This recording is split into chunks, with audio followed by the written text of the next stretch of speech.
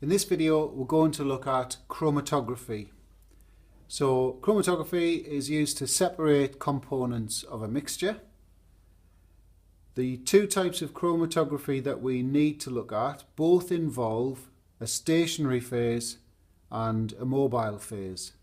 So a stationary phase is basically something that doesn't move, and a mobile phase is something that does move.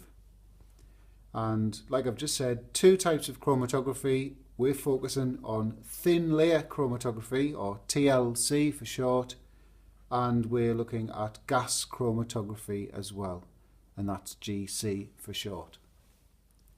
So the classic chromatography experiment is paper chromatography, where you'd take something like a black pen and you would run a paper chromatogram of that, and you would see that it's actually made up from a variety of different coloured inks. So I've got the red pen there, and the blue pen and the green pen.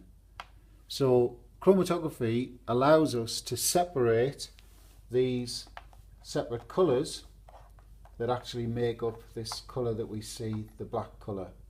So we're going to focus on, well, what is it about these different colours that allows this separation to take place? So before we go into the two types of chromatography that we study at A level, we'll just use these pens to try and model what's happening in both types of chromatography. So we've just said that our black ink is actually a mixture of these three red, blue and green inks. So if I take that off, you can see here I've written down we've got the stationary phase. So remember, that's the phase that doesn't move, and that would typically be mounted on a solid support. So that would need to be inert. So in other words, it doesn't react, it doesn't interfere with anything in the experiment, in the mixture.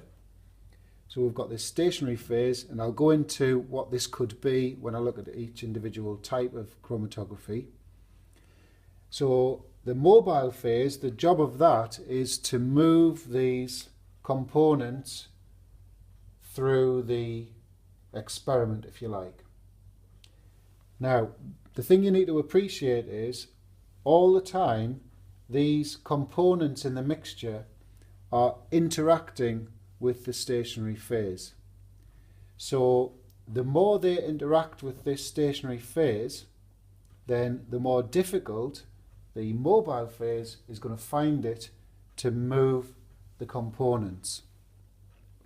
So just for argument's sake, let's suppose that the green ink interacted really strongly with this stationary phase. That means that the mobile phase is going to struggle to take it up the through the experiment. And let's suppose the red ink had a very weak interaction with this stationary phase.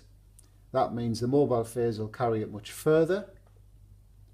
And let's just leave the blue there. So that's saying that the blue interacts less strongly than the green, but more strongly than the red.